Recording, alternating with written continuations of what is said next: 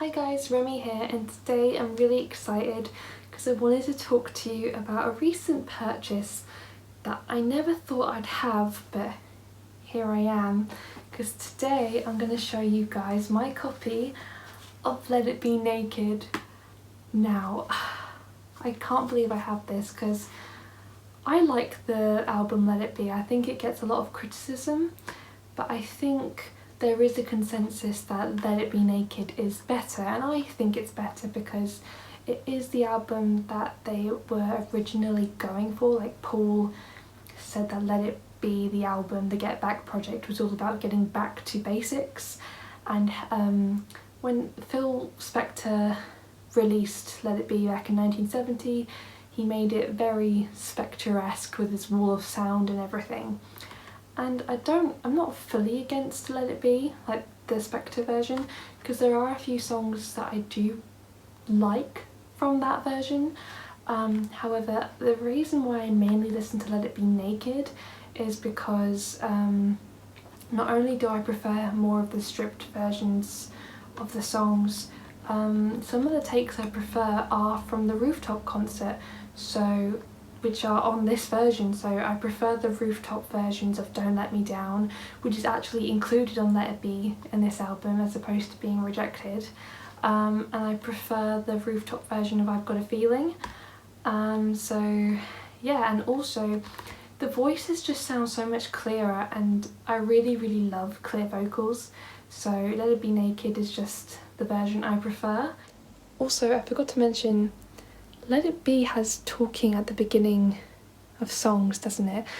I don't really listen to Let It Be in full, the Spector version, much.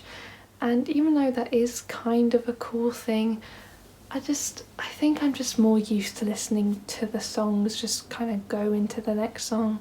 So yeah, I don't know if I'd prefer that. I think I just prefer the songs, which normally, like, I really want to appreciate the original as it is, but Let It Be Naked, in my opinion, is just so much better. And with the comfort of knowing that this is what they originally wanted, yeah, it's just, Let It Be Naked is just better. But I'm not dissing the original Let It Be, but I am happy I have this Let It Be.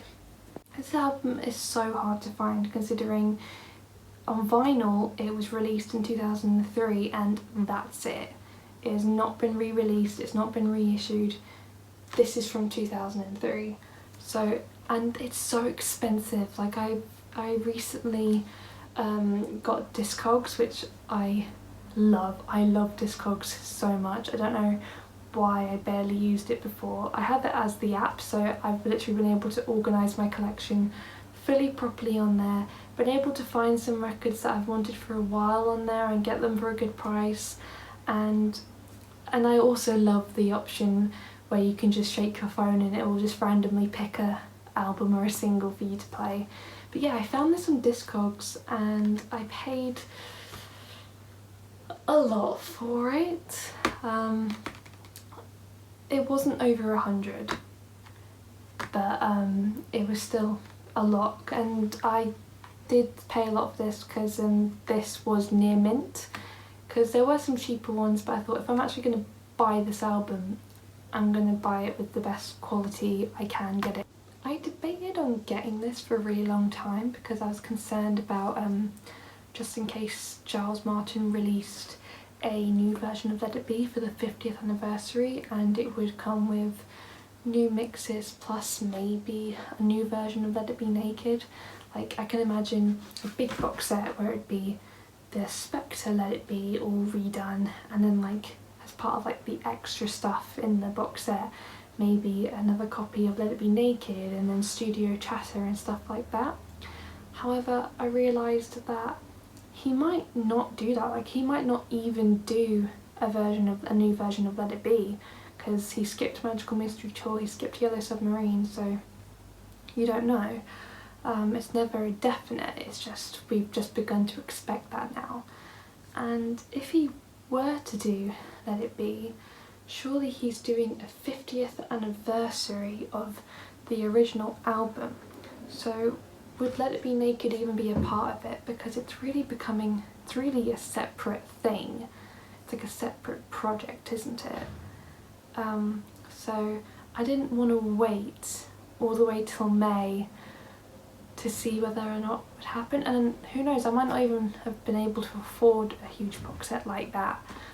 And I do mostly prefer Let It Be Naked over Let It Be, so I thought, well, I want this and this is very hard to come by, so I might as well just get this. And I do prefer some songs on the spec to Let It Be, such as I Me Mine. I really like the orchestration on that, and I do like the versions of Across the Universe, Let It Be and The Long and Winding Road. However, I like those versions pretty much equally to the naked versions. So I definitely prefer Let It Be Naked over Let It Be, but the other Let It Be is still good. So I still want it in my collection. However, if they do announce a 50th anniversary mix, I'll just get the standard version of that, because I don't need the whole big extra box set thing, because I've got Let It Be Naked, and I'm not fussed about studio chatter or anything like that, or like demo takes, because as much as I like the album Let It Be, it's not my favourite Beatles album. It's not in like my top 3, so I wouldn't pay a lot of money for like a huge box set for it. I'll pay a lot of money for this because this is very rare, but I won't pay a huge amount of money for a box set when I've mainly got what I want. But anyway, let's get into the album, because this is so cool. Like, look at it. And it comes with a 7-inch that's called Fly on the Wall, which just has like 30-second snippets at a time of just them having conversations or doing like little studio jams and stuff. It's a bit weird, like it's just like, it is a weird thing, because it literally, like, they'll be in a mid discussion about where they're playing on the roof, and then suddenly they're playing a little tiny bit of Sun King, and you're like, oh okay. It's a bit jarring, but it's cool. And then I love this. This is just so nice. Yeah, it's just got it's got the lyrics to I Got a Feeling. Oh yeah. And then it's got a lovely booklet. It's just so cool. And it the first thing it says is that the kids of AD 2000 will understand what it was all about and draw from the music much the same sense of well-being and warmth as we do today. For the magic of the Beatles is timeless and ageless, which is what Derek Taylor said when Beatles for Sale came out in 1964. And this quote's really important, considering this did come out just after the new millennium, so... And it's true. And even nearly 20 years later, since this album came out, people are still loving the Beatles. I mean, look at me. Look at my posters. You know? Look at that. You can't really see that very well, but that's just like a little bit of art with all different looks of the Beatles. But yeah, the Beatles are like still huge. I think they always will be. And then the rest of the booklet, apart from an explanation of what happened during Let It Be and the film and everything, and like lovely photos. But they've also got like extracts from the book, from the Let It Be book, where they're just having conversations, which I didn't even realise they had a book. Just see if I can track that down. Just conversations that they had. A lot of it doesn't make much sense, but then I can think that's the Beatles style. They just, sometimes they do talk utter nonsense. Like, Ringo's like, let's make it a U, as in like the letter U film, and I'm like, I don't even know what that means. Like, it feels like they're having like 5 different conversations at the same time when I'm trying to read this. But yeah,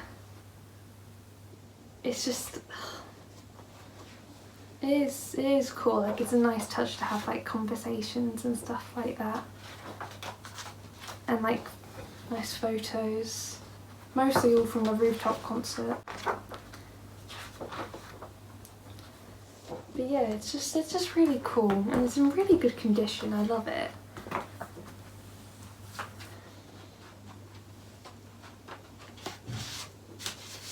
And then we have the record itself. I've played it once, it sounds great, sounds awesome, really good condition that the seller that I got this from kept this in. And then here's the little 7-inch. I don't know if I'll listen to the 7-inch again just because it was it wasn't like the Abbey Road 50th like extras. There wasn't like studio chatter where you could actually like kind of get an idea about what they're talking about, what they're saying or anything. This is very much like, it's very much like little snippets of different conversations that you probably don't really understand too much of the context.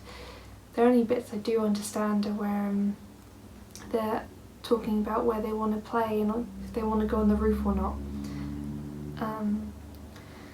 But yeah, and then they're like, it says like here, like for example, Don't Let Me Down is listed as a track, but when it's a track, it's literally like he just sings "Don't let me down," and then it just turns into something else. But yeah, but I'm really happy I have this album. It's like such a good thing to have in a collection if you're like a die-hard Beatles fan, and especially if you prefer the stripped down versions, and like this is what Let It Be was supposed to be. So I feel like that's why I really needed it in my collection.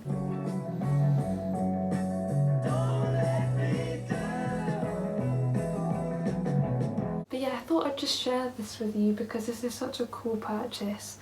And I know a lot of people who watch my stuff are like big Beatles fans, and I thought they'd really get a kick out of this. Anyway, bye guys.